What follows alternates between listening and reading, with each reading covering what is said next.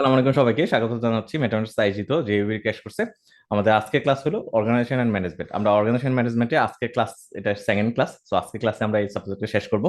যদিও আমরা প্রত্যেকটা সাবজেক্ট, প্রত্যেকটা ক্লাস, প্রত্যেকটা টপিকস কিন্তু আমরা খুব সুন্দরভাবে শেষ করতেছি। সো আজকে আশা করি আজকে ক্লাসটা অনেক সুন্দর হবে, আপনারা সবাই শেষ পর্যন্ত থাকবেন। তো আমরা কথা না বাড়ি আজকে আমরা ক্লাসে ফিরে যাই। সো আমরা অলরেডি আমরা এই আমরা অলরেডি বলছি দুইটা ক্লাসের মাধ্যমে আমরা পুরো সাবজেক্ট শেষ করব। আমরা অলরেডি দুইটা চ্যাপ্টার শেষ করছি ফার্স্ট ক্লাসে। সো আজকে আমরা তিনটা চ্যাপ্টার শেষ করব। সো তিনটা চ্যাপ্টার আমরা শুরু করার আগে একটু দেখে আসি যে আমরা কি কি পড়তে যাচ্ছি। যদিও আমাদের সাবজেক্টটা থিওরিক্যাল সাবজেক্ট, বাট আমরা কিন্তু খুব সুন্দরভাবে এবং খুব খুব লজিক্যালি আমরা জিনিসগুলো মনে রাখার চেষ্টা করব। আমরা এখানে অনেক টেকনিক শিখবো, অনেক কনসেপ্ট ক্লিয়ার হওয়ার চেষ্টা করব। আপনি নিজে নিজে পড়েও কিন্তু কনসেপ্ট ক্লিয়ার হতে পারবেন, বাট আমি যদি এখানে ক্লাসে আমরা সবাই মিলে যদি আলোচনা করি, কনসেপ্টটা ক্লিয়ার হয়ে যায়, তাহলে কিন্তু আপনার কাজটা সহজ হয়ে গেল। আপনার মনে রাখার জিনিসটা কিন্তু সহজ হয়ে গেল। সো আমাদের আজকে ক্লাসের অর্গানাইজেশন ম্যানেজমেন্ট এই সাবজেক্টের আজকের মডিউল সিতে আমরা শিখবো এখানে stuffing, human resource management in bank এবং নন ব্যাংক ফাইন্যান্সিয়াল ইনস্টিটিউশন। আমরা ব্যাংক এবং নন ব্যাংক ফাইন্যান্সিয়াল ইনস্টিটিউশনের পার্সপেক্টিভ আমরা হিউম্যান রিসোর্স ম্যানেজমেন্টটা শিখবো। প্রথমে হলো আসলে হিউম্যান রিসোর্স ম্যানেজমেন্টটা কি। এটা কিন্তু পরীক্ষায় এসে থাকে একটা বেসিক একটা জিনিস, যে হিউম্যান রিসোর্স ম্যানেজমেন্ট এটা একটা প্রসেস, যে প্রসেসে আমি কি করে থাকি। এটা একটা রেসপন্সিবিলিটি, একটা ডিপার্টমেন্টের রেসপন্সিবিলিটি।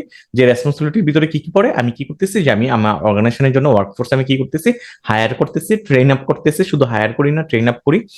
তাদের পারফরমেন্স ম্যানেজমেন্ট করি, তাদের পারফরমেন্সের উপর তাদের পারফরমেন্স বোনাস দিয়ে থাকি অথবা প্রমোশন দিয়ে থাকি। তারপর আমরা কম্পেনসেশনের ব্যবস্থা করে থাকি, আমরা সবকিছু করে থাকি, ঠিক আছে। সো এই যে আমার হোল যে প্রসেসটা, আমার স্টাফিং থেকে শুরু করে তাকে প্লেসমেন্ট করা, তার রিমিউনারেশন সেট করা, তাকে ট্রেন আপ করা, রিটায়ারমেন্ট পর্যন্ত, একবারে রিটায়ারমেন্ট পর্যন্ত আমরা যে কাজগুলো করি না কেন, সবগুলো কিন্তু আমার কি পড়তেছে, যে আমার হিউম্যান রিসোর্স ম্যানেজমেন্টের ভিতরে পড়তেছে। আমার হিউম্যান রিসোর্স ম্যানেজমেন্টের ভিতরে পড়তেছে। তাহলে হিউম্যান রিসোর্স ম্যানেজমেন্ট, তাহলে হোল প্রসেসটাকে আমি হিউম্যান রিসোর্স ম্যানেজমেন্ট বলতেছি। এখন আমরা শুধু ডেফিনেশন শিখলে হবে না, আমরা প্রত্যেকটা জিনিসের আমরা সবাই জানি, আমরা ডিটেলে আলোচনা করি। আমি শুরুতে পড়ছি যে ডেফিনেশন, তারপর এখন বলবো যে role of human resource management in an organization. আমরা একটা কোম্পানিতে, একটা অর্গানাইজেশনে, অথবা আমি যদি স্পেসিফিক করে বলি, আমার একটা ব্যাংক অথবা লিজিং কোম্পানিতে আমার হিউম্যান রিসোর্স ম্যানেজমেন্ট এটা কেন দরকার হয়, অথবা ওই ডিভিশন কেন দরকার হয়, ওই জিনিসটা আমরা দেখবো। প্রথম কথা হলো রিক্রুটমেন্ট সিলেকশনের জন্য দরকার হয়। তারা কি করে, আমার রোল বলি, আমি আরেকটা জিনিস বলে রাখি আপনাদের, কোনো একটা কোশ্চেনে যদি আপনার রোল আসুক, অবজেক্টিভ আসুক, অ্যাডভান্টেজ আসুক, টার্মগুলো খুব কাছাকাছি, সো আপনি একটা শিখলে আরেকটা পারবেন। সো হিউম্যান রিসোর্স ম্যানেজমেন্ট কি রোল প্লে করে একটা কোম্পানিতে, সে কি করে রিক্রুটমেন্ট এন্ড সিলেকশনের কাজটা করে থাকে। আমার আমার সবাই জানি, আমরা ব্যাংক এবং ফাইন্যান্সিয়াল ইনস্টিটিউশনে কোনো কিছু কিন্তু কি করে না, ম্যানুফ্যাকচার করে না, তারা কি করে, সার্ভিস প্রোভাইড করে। কি সার্ভিস প্রোভাইড করে, ফাইন্যান্সিয়াল সার্ভিস গুলো প্রোভাইড করে থাকে, তাই না। সো এই ফাইন্যান্সিয়াল সার্ভিস প্রোভাইড করতে গিয়ে কিন্তু আমার হিউম্যান বিং, আমার যে হিউম্যান রিসোর্স, আমার যে ম্যান পাওয়ার, ওরাই কিন্তু মেজর রোলটা প্লে করে থাকে ফাইন্যান্সিয়াল সার্ভিস গুলো প্রোভাইড করার জন্য। তো ওই ক্ষেত্রে আমার যেহেতু হিউম্যান রিসোর্সটা আমার মেইন পাওয়ার, আপনি গার্মেন্টস ইন্ডাস্ট্রির কথা চিন্তা করেন, আপনি প্লাস্টিক ইন্ডাস্ট্রির কথা চিন্তা করেন, ওখানে অনেক মেশিনের ইস্যু থাকে, অনেক টেকনোলজির ইস্যু থাকে, আমার র মেটেরিয়ালের ইস্যু থাকে, কিন্তু ব্যাংকে কিন্তু আমরা সার্ভিস দিচ্ছি। সার্ভিস কাদের মাধ্যমে দিচ্ছি, ব্যাংকারের মাধ্যমে দিচ্ছি, ব্যাংকের এমপ্লয়ির মাধ্যমে দিচ্ছি। সো এই রিক্রুটমেন্টটা খুবই গুরুত্বপূর্ণ। সো এই রিক্রুটমেন্টের দায়িত্বটা কি পালন করে, সিলেকশনের দায়িত্বটা কি পালন করে, আমার হিউম্যান রিসোর্স ম্যানেজমেন্ট ডিভিশন পালন করে থাকে। দুই নম্বর হলো ট্রেনিং এন্ড ডেভেলপমেন্ট। আমরা দেখবেন যে প্রত্যেকটা ব্যাংকের রিক্রুটমেন্ট পরে আপনার একটা ফাউন্ডেশন ট্রেনিং দেওয়া হয়। শুধু ওইখানেই শেষ না, টাইম টু টাইম কিন্তু বিভিন্ন ধরনের ট্রেনিং দেওয়া হয়। কেন দেওয়া হয় ট্রেনিং, যাতে আমার এমপ্লয়ীদের ডেভেলপমেন্টের জন্য, আমার আমার আমার ডেভেলপমেন্টের জন্য, যেটা কি করে ওদের ওদের আউটপুটকে অনেক বাড়িয়ে দেয়। তিন নম্বর হলো পারফরমেন্স ম্যানেজমেন্ট। আমি যে শুধু রিক্রুটমেন্ট করব, ট্রেনিং দিব, তাই না, আমি কিন্তু তাদের পারফরমেন্স ম্যানেজ করে থাকি। সো পারফরমেন্স ম্যানেজমেন্টের একটা এক্সাম্পল হতে পারে, আমি বছরে সিআরজি ইয়া নেই, আমি আমি আমি পুরো বছর শেষে আমি কি করি, আমি পারফরমেন্স রেটিং নেই আর কি, ম্যানেজারের কাছ থেকে অথবা আমার বসের কাছ থেকে। তারপর বেসিস করে ওদের প্রমোশন নির্ভর করে এবং তার ইনসেন্টিভ বোনাসটা নির্ভর করে। চার নাম্বার হলো কম্পেনসেশন এন্ড বেনিফিট। আমরা তাদেরকে কম্পেনসেশন দিই, বেনিফিট দিয়ে থাকি। এখন শুধু কম্পেনসেশন বেনিফিট কিন্তু স্যালারি না, তাই না। স্যালারি দিচ্ছি, স্যালারির পাশাপাশি আমরা বৈশাখী ভাতা দিচ্ছি, বোনাস দিচ্ছি, ঈদ বোনাস দিচ্ছি, আমরা সবকিছু দিচ্ছি। আমার আমার এই কাজটা কে করে থাকে, আমার হিউম্যান রিসোর্স ম্যানেজমেন্ট ডিভিশন করে থাকে, ঠিক আছে। তারপর হলো আমার আমার 5 নম্বর হলো কমপ্লায়েন্স এন্ড লিগ্যাল ইস্যু গুলো দেখে থাকে। আমার হিউম্যান রিসোর্স ম্যানেজমেন্টে কমপ্লায়েন্সের ইস্যুগুলো, লিগ্যাল ইস্যুগুলো দেখে থাকে। আমার দেখেন কোনো এমপ্লয়ি যদি কোনো খারাপ কাজ করে, কোনো ব্যাংকে যদি ফ্রড ফরজারি করে, শুরুতে কিন্তু এইচআরডি তে ট্রান্সফার করে দেওয়া হয়, তাই না? সেই কাজটা কিন্তু হিউম্যান রিসোর্স ম্যানেজমেন্ট করে থাকে। 6 নম্বর হলো এমপ্লয়ি রিলেশন। আমার এমপ্লয়ির ভিতরে একজন এমপ্লয়ি, পুরা পুরা শুধু একজন এমপ্লয়ির সাথে আরেকজন এমপ্লয়ি রিলেশন, বা পুরা আমার হিউম্যান রিসোর্সদের প্রত্যেকটা মানুষের কার সাথে কিরকম রিলেশন হবে, ওইটা কিন্তু আমার হিউম্যান রিসোর্স ম্যানেজমেন্ট ডিভিশন করে থাকে। 7 নম্বর হলো সাকসেশন প্ল্যানিং। আমার সাকসেশন প্ল্যানটা হিউম্যান রিসোর্স ম্যানেজমেন্ট করে থাকে। আমার ধরেন কোনো ম্যানেজার যদি রিটায়ারমেন্টে চলে যায় অথবা ট্রান্সফার হয়ে যায়, সো ম্যানেজারের বদলে সেকেন্ড ম্যানেজার হবে কিনা, বাইরে থেকে ম্যানেজার আসবে, এই যে জিনিসগুলো সাকসেশন প্ল্যান গুলো কিন্তু হিউম্যান রিসোর্স ম্যানেজমেন্ট করে থাকে। ঠিক আছে, এখানে আমি একটা জিনিস বলে রাখি, আমার সিওজি, আমার এমডির সাকসেশন প্ল্যানটা হিউম্যান রিসোর্সের ম্যানেজমেন্টের থ্রুতে হয়, বাট ওইটা বোর্ড ডিভিশন করে, বোর্ড মেম্বাররা করে থাকে। বাট এমডি ছাড়া বাকি যত রিসোর্স ম্যানেজমেন্ট আছে, এমডি অথবা ডিএমডি ছাড়া, টপ লেভেল ম্যানেজমেন্টের রিক্রুটমেন্ট ছাড়া বাকি যত রিপ্লেসমেন্ট আছে, সাকসেশন প্ল্যান আছে, সব কিন্তু আমার হিউম্যান রিসোর্স ম্যানেজমেন্ট ডিভিশন করে থাকে। ইম্পর্টেন্স কেন আমি বলছিলাম, কি রুলস ইম্পর্টেন্স এগুলো খুব কাছাকাছি term. So importance of human resource management in a bank, একটা ব্যাংকে আমার হিউম্যান রিসোর্স ম্যানেজমেন্টটা খুব ইম্পর্টেন্ট কেন? আমার attention and retention of talent, আমার ট্যালেন্ট ধরে রাখার জন্য, আমার ট্যালেন্ট হায়ার করার জন্য, আমি স্পষ্ট করে বলি, ট্যালেন্ট হায়ার করার জন্য এবং তাদেরকে ধরে রাখার জন্য হিউম্যান রিসোর্স ম্যানেজমেন্ট দরকার হয়। যদি হিউম্যান রিসোর্স ম্যানেজমেন্ট না থাকতো, তাহলে কিন্তু আমার ট্যালেন্ট হায়ারও করতে পারতাম না, ধরে রাখতে পারতাম না। যদি আমার ট্রেনিং ডেভেলপমেন্টের জন্য দরকার, পারফরমেন্স ম্যানেজমেন্টের জন্য দরকার, কমপ্লায়েন্স এন্ড এথিক্স এর জন্য দরকার। সো আমি একটু পেছনে চলে যাব, আমি একটু আগে যে রুলগুলো পড়ছিলাম, recruitment, selection, training, development, performance management, compensation, benefit, compliance and legal issue, employee relation, succession planning, সব কাজগুলোই কিন্তু ইম্পর্টেন্স, তাই না? এই কাজগুলোর মাধ্যমেই তো ইম্পর্টেন্স, গুরুত্ব বহন করে, তাই না? So training, development, performance management, compliance and ethics, আমার succession planning, diversity and inclusion, employee engagement, এই সব কাজ কে করে থাকে? হিউম্যান রিসোর্স ম্যানেজমেন্ট করে থাকে। এবং এগুলোই গুরুত্বের ভিতরে আপনি এই পয়েন্টগুলোই আসবে, আসলে আলাদা কিছু না। কি issue of human resource management, আমার মানব সম্পদ মূল্যায়নের মূল বিষয়গুলো কি কি? সো এটা আমার রোলটাই তো কি ইস্যু, তাই না? আমি যে রোলটা পড়ে আসছিলাম আগের চ্যাপ্টারে, যে এখানে রোল পড়ে আসছিলাম হিউম্যান রিসোর্স ম্যানেজমেন্টের, এটা কিন্তু আমার কি ইস্যু। সো আমার এই কোশ্চেনটাও কাছাকাছি। আমি স্টাফিং করে থাকি, রিক্রুটমেন্ট করে থাকি, ডেভেলপমেন্ট করে থাকি, পারফরমেন্স ম্যানেজমেন্ট করে থাকি, ট্রেনিং দিয়ে থাকি, আমি কি করে থাকি, সাকসেশন প্ল্যান করে থাকি, ডাইভার্সিটি এন্ড ইনক্লুশন করে থাকি, এমপ্লয়ি এনগেজমেন্ট করে থাকি। সো তিনটা কোশ্চেন সেম, আমি তারপরও কেন স্লাইডে আমি আলাদা আলাদা আনছি, যাতে আপনার সব বুঝার সুবিধার্থে আপনি যে কোশ্চেনে আসুক না কেন, পয়েন্ট কিন্তু সেম। এবার সেই স্টাফিং, আমি তো হিউম্যান রিসোর্স ম্যানেজমেন্ট অলরেডি পড়ছি, একটা ব্রডার টার্ম, তাই না? একবার রিক্রুটমেন্ট থেকে শুরু করে ট্রেনিং দেওয়া, প্লেসমেন্ট করা, এভরিথিং কিন্তু ওইখানে আছে। বাট স্টাফিংটা হলো একটা, আমি সহজ করে বলে দিচ্ছি, স্টাফিংটা হলো হিউম্যান রিসোর্স ম্যানেজমেন্টের একটা পার্ট, একটা ম্যানেজমেন্টের একটা পার্ট। তাহলে কি পার্ট? এই পার্টে কি করা হয়? হিউম্যান রিসোর্স ম্যানেজমেন্ট হোল প্রসেসটা, বাট হোল প্রসেসের ভিতরে স্টাফিংটা হলো একটা পার্ট, যে পার্টে আমি কি করে থাকি, আমি এমপ্লয়ি হায়ার করে থাকি, ট্রেনিং দিয়ে থাকি, শিডিউলিং করে থাকি, এমপ্লয়ীদের প্লেসমেন্ট দিয়ে থাকি। হ্যাঁ, আমি যদি আরো ডিটেলে বলি, আমরা হিউম্যান রিসোর্স ম্যানেজমেন্টে আমি কি করতেছি, হায়ার করতেছি, ট্রেনিং দিচ্ছি, আমি রিমিউনেশন দিচ্ছি, আমি মোটিভেট করতেছি, আমি সাকসেশন প্ল্যান করতেছি, এভরিথিং করতেছি, একবার টপ টু বটম, একবার রিটায়ারমেন্ট পর্যন্ত। বাট স্টাফিং আমি কি করতেছি, শুধু রিক্রুটমেন্ট করতেছি, আমার লোক দরকার, আমি সার্কুলার দিচ্ছি, সার্কুলার দিয়ে সিবি নিচ্ছি, সিবি নিয়ে ভাইবা নিয়ে আমি রিক্রুটমেন্ট করতেছি, ট্রেনিং দিচ্ছি, হ্যাঁ, এই পর্যন্তই। আর প্লেসমেন্ট করতেছি, আমি স্টাফিং করা মানে প্লেসমেন্ট করা, আমার কোন ব্রাঞ্চে কতজন এমপ্লয়ি লাগবে, নতুন এমপ্লয়ি আমি প্লেস করতেছি, ট্রান্সফার দিচ্ছি, পোস্টিং দিচ্ছি, এই পর্যন্তই কাজ স্টাফিং এর শেষ। তারপরে আমার যে আমি যে পারফরমেন্স ইভ্যালুয়েশন করা, তারপর সাকসেশন প্ল্যান করা, ওই কাজগুলো এখানে আসবে না, ওই কাজগুলো এখানে আসবে না। ইম্পর্টেন্ট অফ স্টাফিং, স্টাফিং কেন গুরুত্বপূর্ণ? আমাকে একটা জিনিস বলেন, আপনি হিউম্যান রিসোর্সের গুরুত্ব আর স্টাফিং এর গুরুত্ব কি আলাদা হওয়ার কথা? আলাদা হওয়ার কথা না, তাই না? দুটো তো একই জিনিস, তাই না? স্টাফিং হলেও হিউম্যান রিসোর্সের একটা পার্ট। তো হিউম্যান রিসোর্সের যে গুরুত্বগুলো পড়ছি আমরা, এখানে স্টাফিং কিন্তু সেম গুরুত্ব। সো একটা কোশ্চেন দিয়ে আপনি আরেকটা কোশ্চেন পড়ে ফেলতে পারতেছেন। এখানে আমাকে কি করে এটাকে ইনহ্যান্স প্রোডাক্টিভিটি, এফিসিয়েন্সি বাড়ায়, ইমপ্রুভ এমপ্লয়ি রিটেনশন বাড়ায়, assist in achieving organizational goal, enable effective workforce allocation, reduce employee turnover, facilitate smooth succession planning. তো ওইখানে সাকসেশন প্ল্যানিং ছিল, এখানে সাকসেশন প্ল্যানিং ছিল। সো এই জিনিসগুলো আমার কিন্তু ওই আগের যে ইম্পর্টেন্ট গুলো ছিল, আমার হিউম্যান রিসোর্সের ইম্পর্টেন্ট গুলো এখানে আসবে। হয়তো আমি এখানে ডিফারেন্টলি লিখছি, কারণ আমি আইবিবির বইকে ফলো করার কারণে একটু ডিফারেন্টলি হয়েছে। আমি আবার এক্স্যাক্টলি যদি ওইটা লিখতাম, তাহলে আপনার কাছে ভালো লাগতো না, এক্সামিনার হয়তো পছন্দ করতো না। একটু ভেরি করবে, এটা আপনি মাথায় রাখবেন। শুধু একটা পয়েন্ট আপনি যেগুলো ভেরি করে এটা মনে রাখবেন, বাট জিনিসটা সেম, আপনি মূল পয়েন্ট গুলো সেম। স্টাফিং প্রসেসটা কি? আমরা স্টাফিং প্রসেস অলরেডি শিখে ফেলছি। স্টাফিং প্রসেস কি? আমি কি করতেছি? আমি সিভি নিচ্ছি, আমি ভাইবা নিচ্ছি, আমি রিক্রুটমেন্ট করতেছি, তারপর আমি ট্রেনিং দিচ্ছি। ট্রেনিং দেওয়ার পরে আমি প্লেসমেন্ট করতেছি। সো এই পর্যন্ত আমার শেষ স্টাফিং এর কাজ। সো এখানে ওই কথাগুলো বলছে, ডিফাইন স্টাফিং নিড, আমার কতজন এমপ্লয়ি দরকার এটা আমি ডিফাইন করতেছি, তারপরে আমি রিক্রুটমেন্ট করতেছি। রিক্রুটমেন্টের প্রসেসের ভিতরে একটা পার্ট হলো আমি সিভি সংগ্রহ করবো, অ্যাডভার্টাইজমেন্ট দিব, সিভি সংগ্রহ করবো, ভাইবা নিব, রিটেন নিব। সো এটা রিক্রুটমেন্টের ভিতরে পড়ে। তারপর আমি সিলেকশন করব, তারপর আমি হায়ার করব, তাদেরকে অ্যাপয়েন্টমেন্ট লেটার দিব, তারপর পারফরমেন্স ম্যানেজমেন্ট করব, সাকসেশন প্ল্যান করব। ঠিক আছে, এগুলো স্টাফিং এর প্রসেস। যদি এখানে আমার পারফরমেন্স ম্যানেজমেন্ট এর সাকসেশন প্ল্যানটা স্টাফিং এর ভিতরে আসে না, তারপর এখানে কিছু কিছু বই এখানে আনছে, এই প্রসেসের ভিতরে আনছে। অনেক অনেক অ্যানালিস্ট আবার বলছে যে না এটা আসবে না। সো আপনি যেটা চুজ করেন এটা আপনার উপর ডিপেন্ড করবে। ট্রেনিং মেথড আমার তো, আমি বলছিলাম যে আমি কি হিউম্যান রিসোর্স ম্যানেজমেন্টের একটা একটা টাস্ক হলো কি আমি ট্রেনিং দিচ্ছি এমপ্লয়ীদেরকে। সো ট্রেনিং এর অনেকগুলো মেথড আছে। আমি তো আসলে ট্রেনিং যে দিচ্ছি দুইটা মেথড, আসলে ব্রডার ভিউ পয়েন্ট থেকে দুইটা মেথড। আমি আবারও বলতেছি, ব্রডার ভিউ পয়েন্ট থেকে দুইটা মেথডে আমরা ট্রেনিং দিয়ে থাকি, একটা হলো অন দ্য জব ট্রেনিং আর একটা হলো অফ দ্য জব ট্রেনিং। তো অন দ্য জব ট্রেনিং নাম থেকে বোঝা যাচ্ছে আমি জবে রেখে তাকে ট্রেনিং দেওয়াচ্ছি। আমি আবারও বলতেছি, অন দ্য জব ট্রেনিং তাকে আমি চাকরিতে রেখে তাকে অফিসে সে ডেস্ক জবও করতেছে, তার দায়িত্বটা পালন করতেছে, আবার আমার আবার প্রশিক্ষণও নিচ্ছে। এটা হবে অন দ্য জব ট্রেনিং। আর অফ দ্য জব ট্রেনিং হলো জবের বাইরে।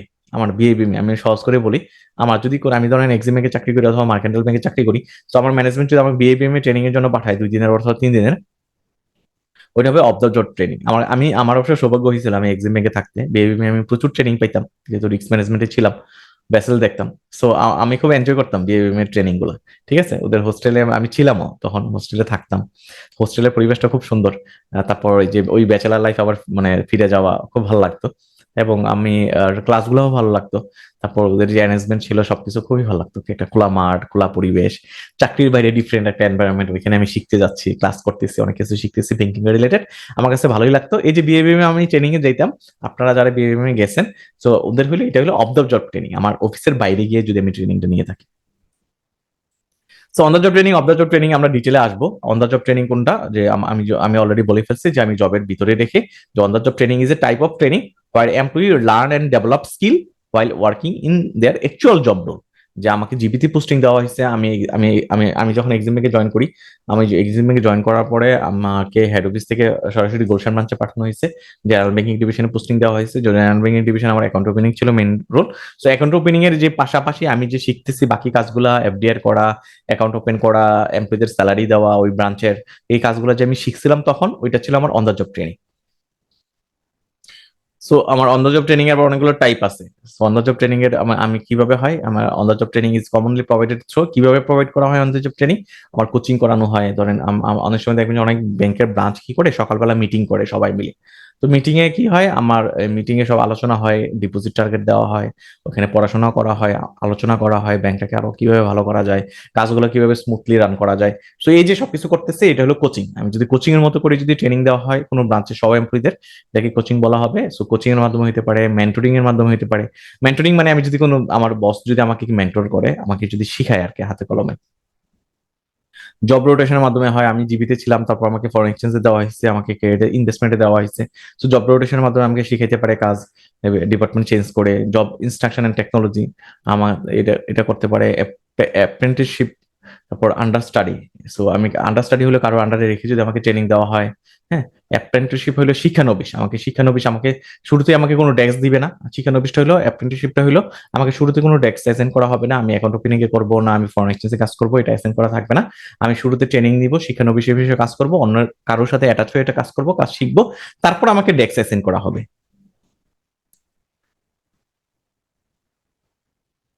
Steps to create implement on the job training, এই অন দ্য জব ট্রেনিং এর যে আমি টাইপ গুলো বললাম এখানে এখানে এই যে টাইপটাই ফলো করি না কেন, যে types on the job training follow করি না কেন, এটার একটা স্টেপ আছে, প্রসেস আছে, ওই প্রসেস গুলো ফলো করে আসলে অন দ্য জব ট্রেনিং দেওয়া হয়। ঠিক আছে। So select set of current employee, আমি শুরুতেই আমার আমি ব্রাঞ্চের কথা যদি ধরি, একটা ব্রাঞ্চের ম্যানেজার শুরুতে কি করে, নতুন এমপ্লয়ি আসার পরে সে কি করে সিলেক্ট করে যে আমি আমি কাকে দিয়ে ট্রেনিংটা দেওয়াবো। নতুন ধরেন 5 জন, কোনো ব্রাঞ্চে 5 জন এমপ্লয়ি জয়েন করছে, আমরা এক্সিম ব্যাংকে আমরা MTU 7 বেস থেকে আমরা 5 জন জয়েন করছিলাম এক্সিম ব্যাংকের গুলশান ব্রাঞ্চে। সো আমাদেরকে ট্রেনিং দেওয়ার জন্য আমাদের কিছু 2-1 জন গাইড করতো আমাদেরকে। ঠিক আছে। সো আমাদের হয়তো বিভিন্ন জনকে বিভিন্ন ডিপার্টমেন্টে প্লেসমেন্ট করা হয়েছে এবং অ্যাসাইন করে দিচ্ছে কার কাছে আমরা কাজটা শিখবো।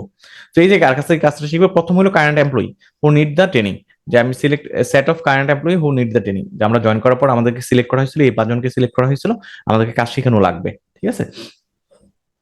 প্রথম কথা হলো কাকে ট্রেনিং দেবো, এটা এটা আমি আবারও বলতেছি, প্রথম কথা হলো কাকে ট্রেনিং দিব, এটা যদি সিলেক্ট করা হলো ফার্স্ট স্টেপের কাজ। দ্বিতীয় কাজ হলো choose a mentor from the team who has the skill and knowledge to train. তো আমার প্রথম কথা হলো আমি কাকে ট্রেনিং দিব, দ্বিতীয় কোশ্চেনটা হলো আমি কাকে দিয়ে ট্রেনিংটা দেওয়াবো। একটা ব্রাঞ্চে কিন্তু অনেক এমপ্লয়ি থাকে, সবাই কিন্তু ট্রেনিং দেওয়ার ক্যাপাবিলিটি থাকে না, সবার কাজ শেখানোর ক্যাপাবিলিটি থাকে না। বাট আমি খুব খুব খুব চাক্ষুষ যারা খুব নলেজেবল ব্যাংকার যারা, ওদেরকে সিলেক্ট করব ট্রেনিং দেওয়ার জন্য। তারপর হলো আমি কি, mentor will explain demonstrate the work and make the learner to practice the same under his guidance. তো মেন্টর কি করে, তারপর সে সে এক্সপ্লেন করে, সে ট্রেনিং দেওয়ায়, সে শিখায় কাজগুলা। এটা হলো 3 নাম্বার স্টেপ। 4 নাম্বার হলো কি, ফিডব্যাক নেয়। আমি শিখাইলাম, ঠিক আছে, তুমি পারছো কিনা, শিখছো কিনা, এটা এটা ফিডব্যাক তো নেওয়া দরকার আছে। তো তারপরে ফিডব্যাক নেয়, ফিডব্যাক নেওয়ার পর আমি কি করি, আমি যদি কোনো ভুল করে থাকি আমার কারেক্টিভ অ্যাকশন নেওয়া হয়। তারপর আমি সেম প্রসেসে আমি কি করি, আমি সব এমপ্লয়ীদের ট্রেনিং দিয়ে থাকি। তাহলে প্রসেসটা খুব সহজ। আমি শুরুতেই সিলেক্ট করবো কাকে আমি ট্রেনিং দিব, ঠিক আছে, আমি কাকে ট্রেনিং দিব এটা প্রথমে সিলেক্ট করবো, কে ট্রেনিংটা দিব ওইটা সিলেক্ট করবো, তারপর আমি শিখাবো, তাকে কাজটা শিখাবো। তারপর হলো আমি শিখেলেই হবে না, তাকে সে কাজে ভুল করতেছে কিনা ওইটা ফিডব্যাক নিব, তারপর তাকে কারেকশন করে দিব। তো এই প্রসেসে খুব সিম্পল একটা প্রসেস, খুব সহজ একটা প্রসেস। এই প্রসেসে আমরা কি করি, অন দ্য জব ট্রেনিং দেওয়া হয়। সুবিধাটা কি, আমি তো বিএবিএম এর মাধ্যমে ট্রেনিং দেওয়াতে পারতাম। আমি চাকরিতে রেখে আমি ট্রেনিং দেওয়ার সুবিধাটা কি, আমার ল কস্ট, এখানে কোনো এক্সট্রা কোনো কস্ট করার ইনকার হয় না। আমি যদি বিএবিএম এ যদি ট্রেনিং এর জন্য পাঠাই আমার এমপ্লয়িকে, আমার কিন্তু এখানে কিন্তু বিএবিএম কে একটা ফি দেওয়ার দরকার হয়, ঠিক আছে। এবং তার সাথে সাথে আমার কি হয়, যে আমার যে ব্যাংকের যে কাজটা ওইটার জন্য কিন্তু আমাকে রিপ্লেসমেন্ট অন্য কোনো এমপ্লয় করার দরকার হয়। সো দুই দিক থেকে কিন্তু আমার কস্ট বেড়ে যাচ্ছে। সো আমার আমার আমার অন দ্য জব ট্রেনিং এর কোনো কস্ট নেই। সো এটা একটা সুবিধা। তারপর হলো যে content the training will be design specific to the each skill. আমি যে কাজটা করবো আসলে এটা আমি ব্যাংকে বসে করলেই আমার সুবিধা। বিএবিএম তো কিন্তু আপনাকে লেকচার দিচ্ছে, হাতে কলমে শিখাচ্ছে, বাট ওই হাতে কলমে শেখানোর পরিমাণটা খুবই কম। সো আমি আমি যদি অন দ্য জব ট্রেনিং করি তাহলে আমি স্পেসিফিক, আমি যদি অ্যাকাউন্ট, আমি যারা স্পেসিফিক করে বলি যে আমি অ্যাকাউন্ট ওপেনিং করার জন্য আমাকে অ্যাসাইন করা হয়েছে, কোনো ব্রাঞ্চে পোস্টিং দেওয়া হয়েছে। সো আমি অ্যাকাউন্ট ওপেনিং এর কাজটা আমি বিএবিএম এ বসে বই পড়ে তো আমি আসলে শিখতে পারবো না, অত স্মুথলি শিখতে পারবো না, ঠিক আছে। সো আমি যদি অ্যাকাউন্ট ওপেনিংটা যদি আমার বস আমাকে ধরে ধরে শিখায় যে এইভাবে অ্যাকাউন্ট ওপেন করতে হয়, এই ডকুমেন্ট গুলো নেওয়ার দরকার হয়, সো এইভাবে যদি আমাকে শিখায় তাহলে কিন্তু জিনিসটা স্কিলটা ডেভেলপমেন্ট হয় ভালো। এটা একটা সুবিধা। সুবিধার সময় আপনি সব ভালো ভালো কথা বলবেন, অসুবিধার সময় সব নেগেটিভ কথা বলবেন, ঠিক আছে। এটা একটা সহজ টেকনিক। 3 নাম্বার হলো content of skill to be learn is known to the trainee. যে আমি সরাসরি শিখতে পারতেছি, ফিল কমফোর্টেবল, আমি কমফোর্ট ফিল করতেছি যেহেতু বসের সাথে আমি অলরেডি কাজ করতেছি। তারপর আমি good way to screen new employee, আমার নতুন এমপ্লয়ি যারা ওদেরকে শেখানোর জন্য এর চেয়ে বেটার অপশন হইতে পারে না। এ সেন্স অফ লয়ালটি, এখানে একটা লয়ালটি ক্রিয়েট হয়, রিলেশনশিপ বিল্ড আপ হয় বসের সাথে, subordinated. Trainee are highly motivated, এখানে কিন্তু মোটিভেশনের একটা ব্যাপার আছে। অ্যাকাউন্ট ওপেনিংটা আমাকে হাতে ধরে শিখাচ্ছে, তাতে আমি কি হচ্ছি, আমি কিন্তু কনফিডেন্স হচ্ছি, হ্যাঁ জিনিসটা এইভাবেই করা হয়, আমি ওইভাবে করবো। ফ্লেক্সিবিলিটি, এখানে কিন্তু ফ্লেক্সিবিলিটি আছে। ফিডব্যাক, এখানে কিন্তু ফিডব্যাকটা ইনস্ট্যান্টলি নেওয়া যায়। আমি বিএবিএম এ বসে যদি আমি অ্যাকাউন্ট ওপেনিং শিখি আর আমার ব্রাঞ্চে বসে অ্যাকাউন্ট ওপেনিং শিখা, দুটো কিন্তু এক জিনিস না। তো এই সুবিধাগুলো আমার বিরাজমান। আমরা এখানে আমার অসুবিধা তো আছে প্রত্যেকটা জিনিসের। তো অসুবিধার সময় শুধু বদনামগুলো বলবেন, যে নট হ্যাভ এনাফ স্কিল, আমাকে যে ট্রেনিং দিবে তারও তো স্কিলের অভাব থাকতে পারে, ঠিক আছে। নট বি ইন্টারেস্টেড, আমার অনেক সময় কি ট্রেনার অনেক সময় শিখাতে চায় না, এটা কিন্তু একটা কমন একটা প্রবলেম। ট্রেনার হয়তো কাজের ব্যস্ততার কারণে হোক, হেবিটের কারণে হোক, বা বাই নেচারের কারণে হোক, অনেক সময় ট্রেনিং যারা দেয় ওরা কিন্তু অনেক সময় শিখাতে চায় না অনেক কিছু। সো এটা আমার জন্য একটা সমস্যা। প্রোডাক্ট কোয়ালিটিতে আমার সমস্যা হয়। আমার অ্যাকাউন্ট ওপেনিং এ প্রচুর চাপ থাকে, ওই প্রচুর অ্যাকাউন্ট ওপেনিং এর চাপ সামলায় আবার শিখা, কাউকে শিখানো অ্যাকাউন্ট ওপেনিং, তারপর আবার শিখানোর সাথে সাথে তাকে দিয়ে কাজ করানো, ওখানে ভুলের পরিমাণ বেশি হয়, আমার কাজের কোয়ালিটি কমে যায়। Production may get is disrupted, আমার এই যে বলছিলাম যে আমি অনেক চাপ থাকলে অ্যাকাউন্ট ওপেনিং এর, আমার আসলে অ্যাকাউন্ট ওপেনিংটা স্মুথ ভাবে হয় না। আমি শিখাবো অ্যাকাউন্ট ওপেনিং করবো, দুটো কিন্তু একসাথে হয় না। Lack of time to practice, আমার আসলে প্র্যাকটিস করার অনেক টাইম থাকে না। সো এই জিনিসগুলো হলো আমার অসুবিধা। যত অসুবিধা আছে সব এখানে বলবেন। তো এই ছিল আমার অন দ্য জব ট্রেনিং এর সুবিধা এবং অসুবিধা। অন দ্য জব ট্রেনিং কাকে বলা হয়, অন দ্য জব ট্রেনিং এর টাইপ গুলা কি কি, আমি কোচিং এর মাধ্যমে করতে পারি, মেন্টরিং এর মাধ্যমে করতে পারি, অ্যাপ্রেন্টিসশিপ থাকতে পারে। তো আমরা সবকিছু শিখছি তাই না ট্রেনিং নিয়ে। এবার আসি অফ দ্য জব ট্রেনিং, আমি যে বিএবিএম এর কথা বলছি, অফ দ্য জব ট্রেনিংটা কোনটা আমরা অলরেডি বলে ফেলছি। এটা যদি আমি outside of the work place, আমাকে গুলশান ব্রাঞ্চে পোস্টিং দেওয়া হয়েছে, আমি গুলশান ব্রাঞ্চে ব্যাংকিং করার কথা ছিল, বাট আমি গুলশান ব্রাঞ্চ ছেড়ে আমি ট্রেনিং নেওয়ার জন্য যখন বিএবিএম মিরপুরে যাব, ওইটা হবে of the job training, of the job training. এটা কতগুলো মেথড আছে, মেথড গুলা কি কি, আমি লেকচার, নর্মালি এটাই হয় আর কি, লেকচার দেয় আর কি। বিএমএ টিচার আছে, ওরা হাইলি কোয়ালিফাইড, ওরা ব্যাংকিং এর ব্যবসায় বিষয়ে অনেক ভালো নলেজ রাখে।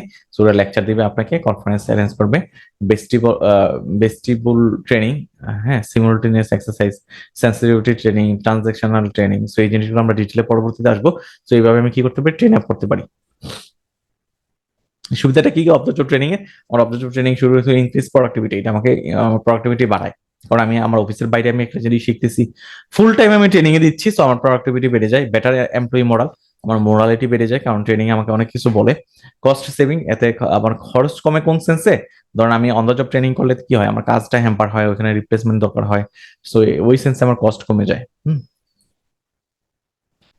ইমপ্রুভ রিটেনশন রেট, আমার অফ দ্য জব ট্রেনিং হইলে আমার আমার এমপ্লয়িরা অনেক বেটার ফিল করে।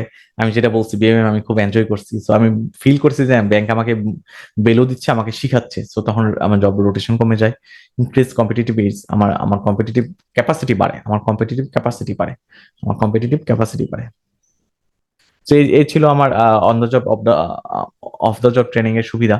সো আমরা এখানে দুইটা কম্পারিজন শিখবো, on the job training, of the job training. তো কম্পারিজন আমরা অলরেডি শিখে ফেলছি, তাই না? লোকেশন কি, আমার অফ দ্য জব ট্রেনিং আমার অফিসের বাইরে হয়, অন দ্য জব ট্রেনিং অফিসের ভিতরে হয়। ডিস্ট্রাকশনটা কি, অফ দ্য জব ট্রেনিং আমার ডিস্ট্রাকশন থাকে না, হ্যাঁ, ডিস্ট্রাকশন আমি স্ট্রেস ফ্রি, আমি পুরা শুধু ট্রেনিং করার জন্য বিএবিএম যাচ্ছি। আবার অন দ্য জব ট্রেনিং কিন্তু আমার ডিস্ট্রাকশন থাকে। কস্ট, কস্ট অবশ্যই অফ দ্য জব ট্রেনিং এ বেশি, আমি বিএমকে ফি দেওয়া দরকার হয় ওইখানে বেশি, but on the job training আমার কস্ট কম। Instructor, off the job training আমার ইনস্ট্রাক্টর থাকে সেপারেট ইনস্ট্রাক্টর যারা highly qualified, but on the job training আমার ইনস্ট্রাক্টর ভালো নাও হইতে পারে, তাই না? আমি যদি একটা ছোট ব্রাঞ্চে পোস্টিং হয়, ওখানে নাম্বার অফ এমপ্লয়ি তো কম, সো এখানে হয়তো কোয়ালিফাইড এমপ্লয়ি না, আমাকে প্রপারলি ট্রেন আপ করার জন্য হইতেই পারে। তো এই ছিল আমার ট্রেনিং এর ইস্যু। এবার আসি পারফরমেন্স অ্যাপ্রাইজাল, আমরা একটা অ্যাপ করছিলাম না, হিউম্যান রিসোর্স ম্যানেজমেন্টের একটা কাজ ছিল পারফরমেন্স অ্যাপ্রাইজ করা, যে আমার আমি আমি রিক্রুট করলেই হবে না, আমার রিক্রুটমেন্ট এমপ্লয়ীদের পারফরমেন্স দেখতে হবে।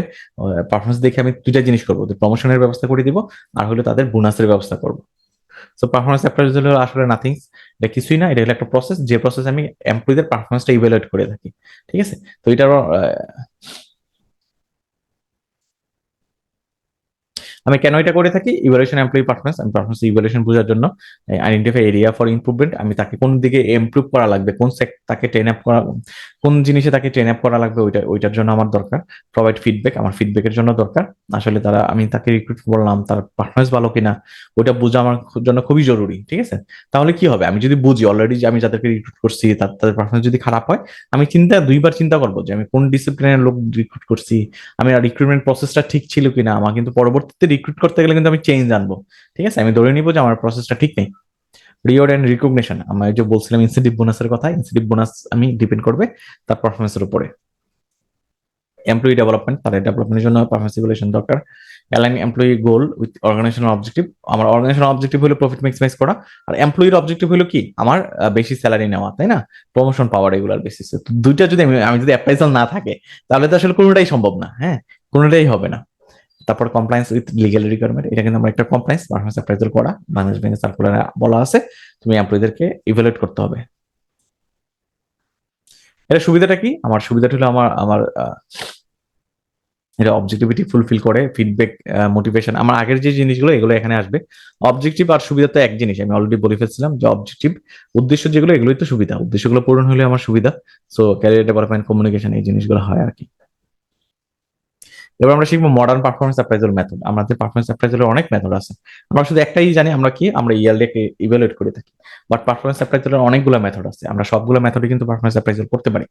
প্রথমটা হলো ম্যানেজমেন্ট বাই অবজেক্টিভ, আমরা কি করতে পারি, ম্যানেজমেন্ট বাই অবজেক্টিভ আমরা ডিটেল পরবর্তীতে পড়বো, বাট একটু শুধু মনে রাখেন যে ম্যানেজমেন্ট বাই অবজেক্টিভ হইলো আমরা আমরা কি করব, একটা ব্রাঞ্চের ম্যানেজার তার সবাই এমপ্লয়ীদের নিয়ে মিটিং করবে, মিটিং করে সবাইকে বলবে তুমি কি করবা, তোমার গোলটা তুমি সেট করো, তো সবাই এমপ্লয়ি গোল সেট করবে যে আমি এত টাকা ডিপোজিট আনবো, আমি এত টাকা লেন্ডিং করব, আমি এই কাজটা, আমার ডেস্কের কাজটা খুব ভালোভাবে করব।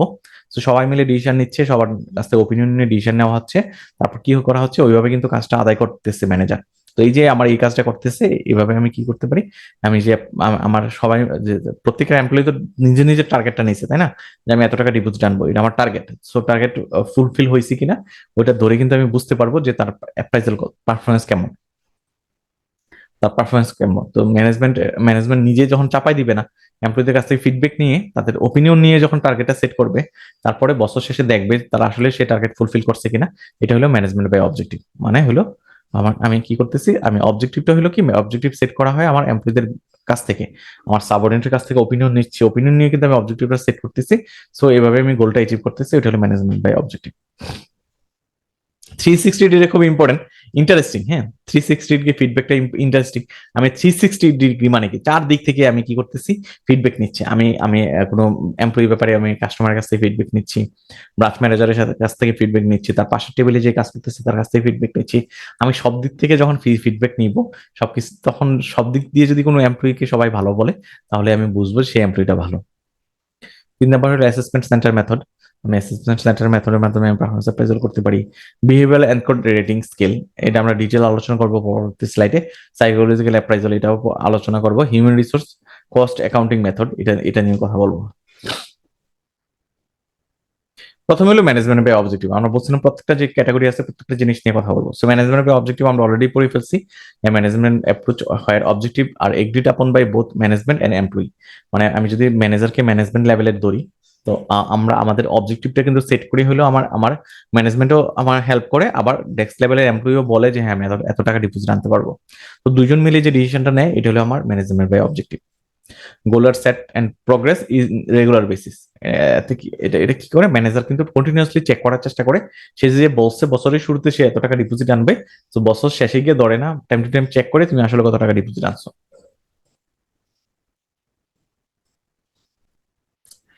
তো ম্যানেজমেন্ট বাই অবজেক্টিভ যে কথাটা বলছি আমরা এতক্ষণ, এটা কিন্তু কতগুলো স্টেপ পূরণ করে আমরা আমরা সামনে যাই।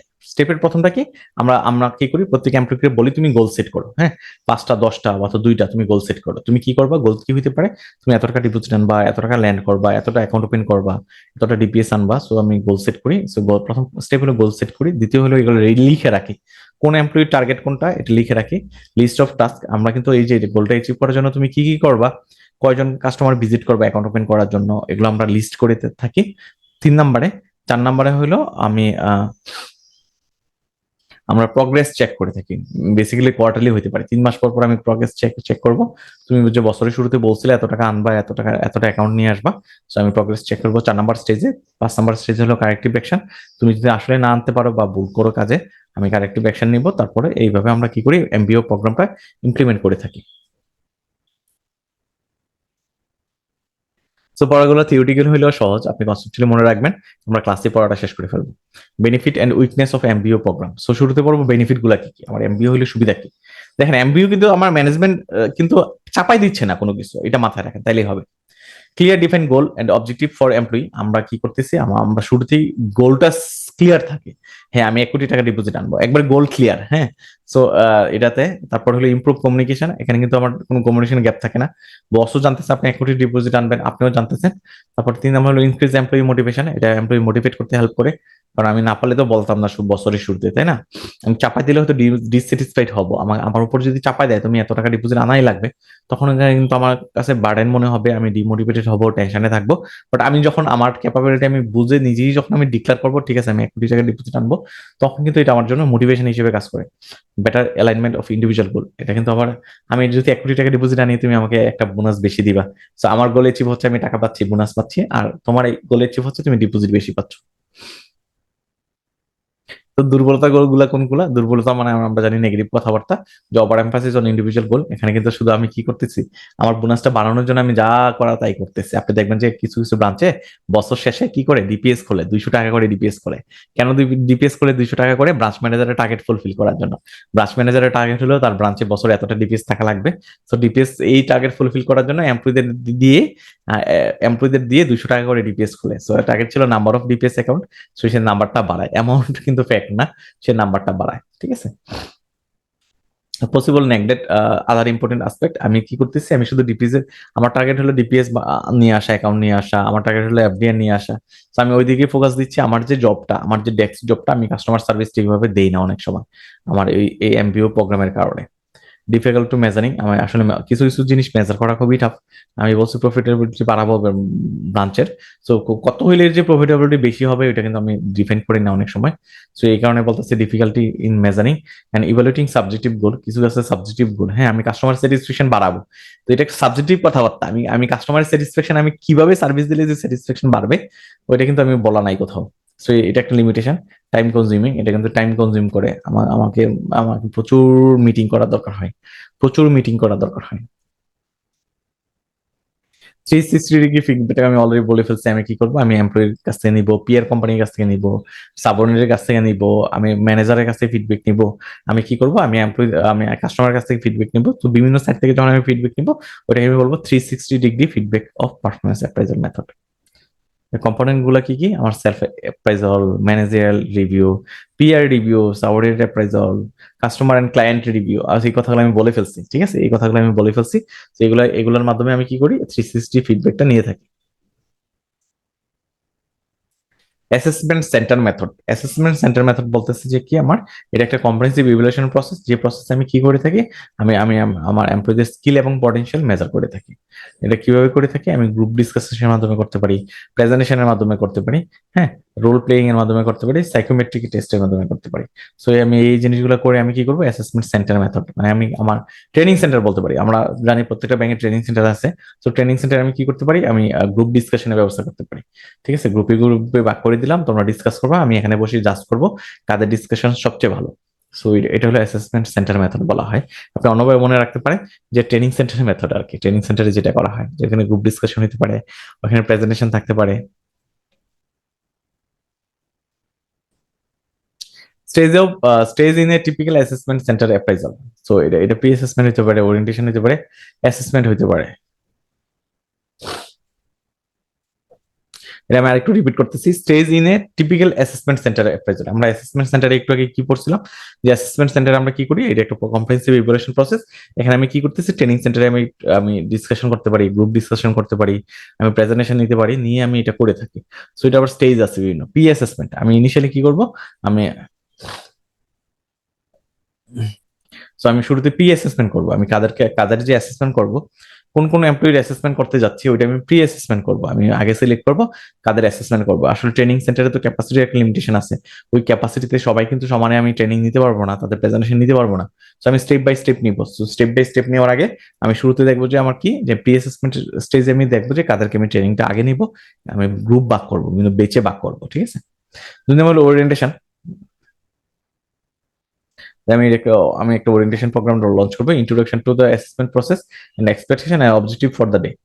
আমি শুরুতেই আমি যে প্রেজেন্টেশন নিব, প্রেজেন্টেশনের একটা ওরিয়েন্টেশন থাকবে, ওইখানে আমি সবাইকে বুঝিয়ে দিব তুমি কি প্রেজেন্ট করবা, কিভাবে প্রেজেন্ট করবা। তারপর আমি অ্যাসেস করবো, তারপর আমি তাদেরকে অ্যাসেস করবো, কিসের বেসিসে অ্যাসেস করবো, তাদের প্রেজেন্টেশনের কোয়ালিটির বেসিসে অ্যাসেস করবো। 4 নম্বর হলো ফিডব্যাক, তাকে আমি শুধু যে অ্যাসেস করবো তা না, তাকে ফিডব্যাক দিব, তোমার প্রেজেন্টেশন এই জায়গায় বলছিল, তুমি যে কাজগুলো করো, তুমি অ্যাকচুয়াল প্রেজেন্টেশনই দিচ্ছ, তুমি কিভাবে কাজ করো, তোমার কাজের ভিতরে এখানে বলছিল।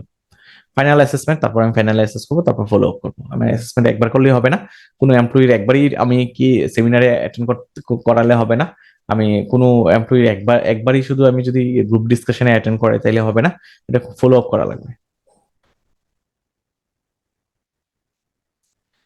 Performance appraisal tools and technique, এই পড়াটা খুবই মজা। আমরা পারফরমেন্স অ্যাপ্রাইজাল কিন্তু বিভিন্ন ভাবে করতে পারি, হ্যাঁ, আমি র্যাঙ্কিং মেথডে করতে পারি, ফোর্স ডিস্ট্রিবিউশন মেথডে করতে পারি, ক্রিটিক্যাল ইন্সিডেন্ট মেথডে করতে পারি, তারপর আরো অনেকগুলো টাইপ আছে। সো আমরা একটা একটা খুব সুন্দরভাবে শেষ করবো।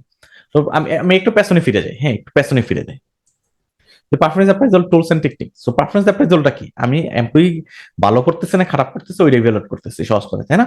আমি আবারও রিপিট করতেছি, একজন এমপ্লয়ি আমি রিক্রুটমেন্ট করার পরে সে তার ব্যাংকে ভালো করতেছে না খারাপ করতেছে ওইটা আমি জাজ করতেছি পারফরমেন্স অ্যাপ্রাইজালের মাধ্যমে। ক্লিয়ার। সো আমি আমি এটা এটা জাজ করতেছি পারফরমেন্স অ্যাপ্রাইজালের মাধ্যমে। সো এটার কথা হলো টেকনিক আছে। সো র্যাঙ্কিং মেথড, প্রথম কথা হলো র্যাঙ্কিং মেথড। আমি শুরুতে র্যাঙ্ক করি যে সবচেয়ে টপে কে থাকবে, সবচেয়ে বেশি কোনো ব্রাঞ্চে। আমি যদি খুব সহজ করে একটা ব্রাঞ্চের এক্সাম্পল বলি, র্যাঙ্কিং মেথডে হলো আমার কি, যে আমি কি করলাম, র্যাঙ্ক করলাম যে সবচেয়ে একটা ব্রাঞ্চে হলো ম্যানেজার ছাড়া 5 জন এমপ্লয়ি আছে, তো সবচেয়ে বেশি পারফর্ম করে কে, তাকে 1 নম্বরে রাখলাম, তারপর 2 নম্বরে রাখলাম, তারপর 3 জনের রাখলাম। এবারে র্যাঙ্ক করলাম। আমরা ওই যে করি না, আমরা বার্ষিক ক্রিয়া প্রতিযোগিতায় আমরা খেলা দিতাম না, খেলাতে আমরা ফার্স্ট সেকেন্ড থার্ড বানাইতাম। সো ফার্স্ট সেকেন্ড থার্ড বানানো হলো র্যাঙ্কিং মেথড। আমি র্যাঙ্ক করতেছি কে ফার্স্ট, কে সেকেন্ড, কে থার্ড। সো র্যাঙ্কিংটা হলো আমার আমার এই যে অ্যাপ্রাইজালের একটা প্রথম টুল। সেকেন্ড হলো ফোর্স ডিস্ট্রিবিউশন। আমি কি করব, আমি আসলে র্যাঙ্কিং করবো না, ফার্স্ট সেকেন্ড থার্ড করবো না, আমি রেট ডিস্ট্রিবিউট করবো যে আমার সুপিরিয়র কিনা। আমি আমি অ্যাসেস করার চেষ্টা করব, বোঝার চেষ্টা করব যে সুপিরিয়রে কারা কারা আছে, অ্যাবাভ এভারেজে কারা কারা আছে, অ্যাবাভ এভারেজে কারা কারা আছে। ক্রিটিক্যাল ইনসিডেন্টাল মেথড, এখানে আমি কি করি যে ভেরি ইফেক্টিভ এন্ড এমপ্লয়ি।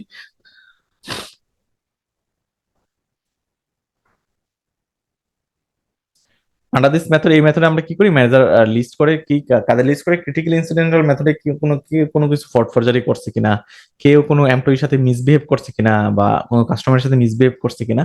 তো ওই ইনসিডেন্ট গুলো দিয়ে আমি কি করি, ইভালুয়েট করার চেষ্টা করি যে কাদের রিপোর্ট খারাপ। এটা হলো ক্রিটিক্যাল ইনসিডেন্টাল টেকনিক। আমি আবারও বলতেছি, ক্রিটিক্যাল ইনসিডেন্টাল টেকনিক হলো কোনো এমপ্লয়ি তার কেরিয়ারে পুরো বছরে যদি কারোর সাথে কোনো খারাপ ব্যবহার করে, তাহলে আমি ওইটাকে ইনসিডেন্ট হিসেবে ধরি, ওইটাকে ঘটনা হিসেবে ধরি, তাদেরকে ইভ্যালুয়েট করে থাকি। চেকলিস্ট এবং অডিট চেকলিস্ট মেথড, আমি এখানে একটা চেকলিস্ট দিই যে সে কি, আমি চেকলিস্ট বানাই আর কি। তো আমরা একটা আজানের বিরতি যাই, আজানের বিরতির পর আবার ক্লাসে ফিরে আসবো। তো আমরা যেটা পড়তেছিলাম যে চেকলিস্ট এবং অডিট চেকলিস্ট মেথড। চেকলিস্টটা কি আপনি সহজে মনে রাখেন তো, চেকলিস্ট মানে টিক চিহ্ন দেওয়া, সহজ কথা মনে রাখেন। চেকলিস্ট মানে হলো টিক চিহ্ন দেওয়া। সো চেকলিস্টটা কি, আমি ধরেন একজন এমপ্লয়ি কি করে, তার সে টাইমলি অফিসে আসে, একটা টিক চিহ্ন দিলাম।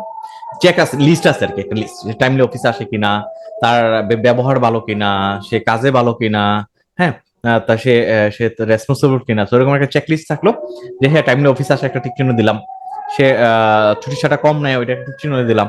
সে কাজটা তার টাইমলি শেষ করে, ওইটা একটা টিক চিহ্ন দিলাম। সো আমি চেক লিস্টে আমি টিক চিহ্ন দিলাম, ওটা হলো চেকলিস্ট মেথড। আর ওয়েটেড চেকলিস্ট কোনটা, আমার আবার ওয়েট দিলাম যে টাইমলি অফিস আসে এটাকে 20% আমি ওয়েট দিলাম।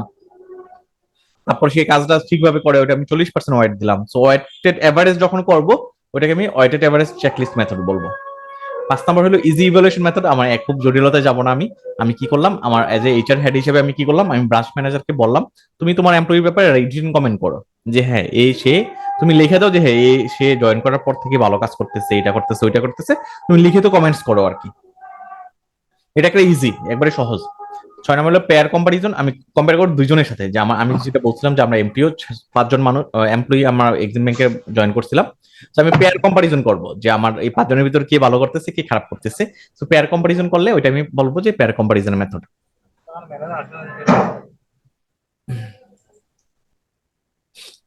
7 নম্বর হলো কনফিডেন্সিয়াল রিপোর্ট। আমরা কি করব, আমরা সিআর নেই যেটা আর কি, হ্যাঁ, এসিআর নেই যেটা, বছরের একবার এসিআর নেই। এসিআরটা কিন্তু কনফিডেন্সিয়াল রিপোর্ট, এটা এমপ্লয়ি জানে না ম্যানেজার কিরকম এসিআর দিচ্ছে, ওইটা হলো কনফিডেন্সিয়াল রিপোর্ট, যেটা আমাদের ব্যাংকে ইন্ডাস্ট্রিতে প্র্যাকটিস হয়ে থাকে।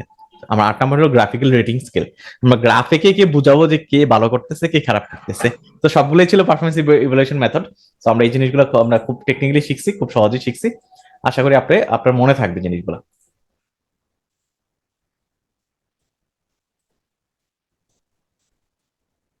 আমি ফিল্ড রিভিউ করতে পারি, আমি নিজে ব্রাঞ্চ ভিজিট করে আমি ফিল্ডে রিভিউ করে আমি বের করতে পারি যে সে ভালো করতেছে না খারাপ করতেছে। এটা অবশ্য ব্যাংকের ক্ষেত্রে হয় না, এটা ফ্যাক্টরির ক্ষেত্রে হয়। পারফরমেন্স টেস্ট, আমি পারফরমেন্স টেস্ট নিতে পারি, তার রিটেন এক্সাম নিতে পারি, ভাইবা নিতে পারি।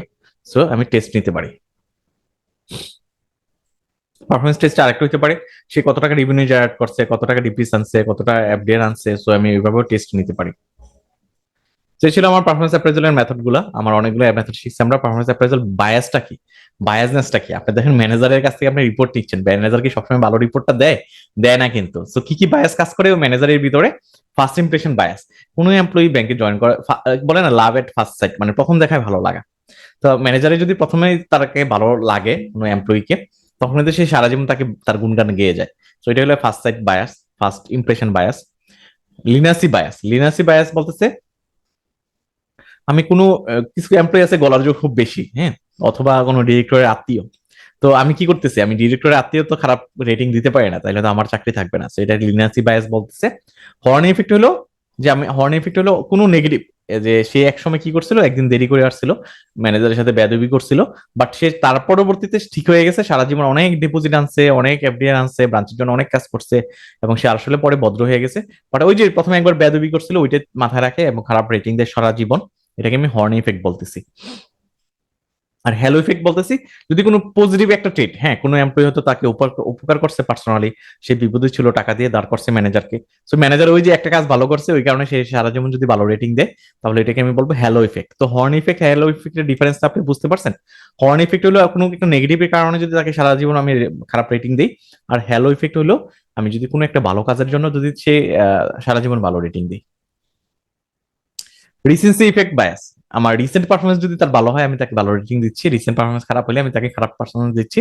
এর আপনি শব্দ থেকে মনে রাখেন রিসেন্সি ইফেক্ট মানে রিসেন্ট কাজের উপর বেস করে আমি তাকে রেটিং দিচ্ছি, সে আগে কি করছিল, ভালো করছিল না খারাপ করছিল এটা আমি ইগনোর করতেছি, ওটা হলো রিসেন্সি ইফেক্ট বায়াস, এটা কিন্তু মানুষের ভিতরে কাজ করে থাকে।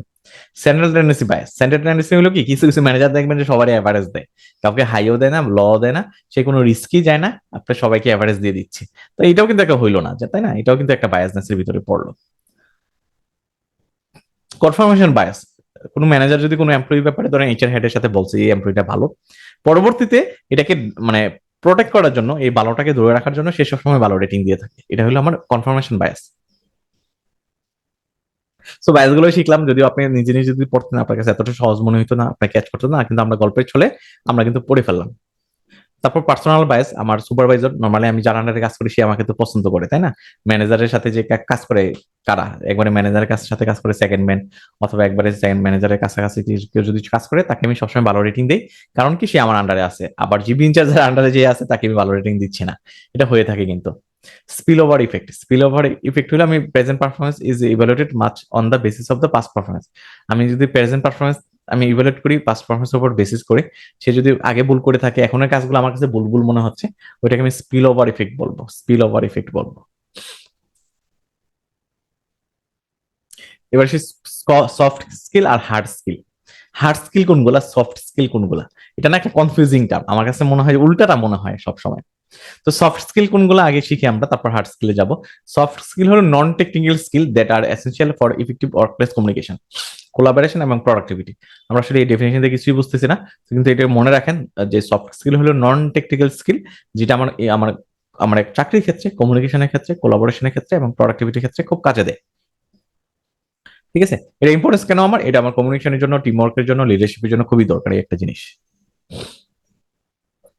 আমার বেটার রিলেশনশিপ মেনটেন করার জন্য খুবই দরকারি একটা জিনিস। আমার কেন দরকার হয় আরো, আমার আমার সফট স্কিল ট্রেনিং ডেভেলপমেন্টের মাধ্যমে আমি কি করি, আমি আমি এটা গ্যাদার করার চেষ্টা করি আমার এমপ্লয়ীদের প্রোডাক্টিভিটি বাড়ানোর জন্য। আমার সফট স্কিল হার্ড স্কিলের ভিতর ডিফারেন্স কি, আমি এই স্লাইডটা পড়ার আগে একটা জিনিস বলে রাখি, হ্যাঁ আমার কাছে উল্টাটা কেন মনে হয়েছে।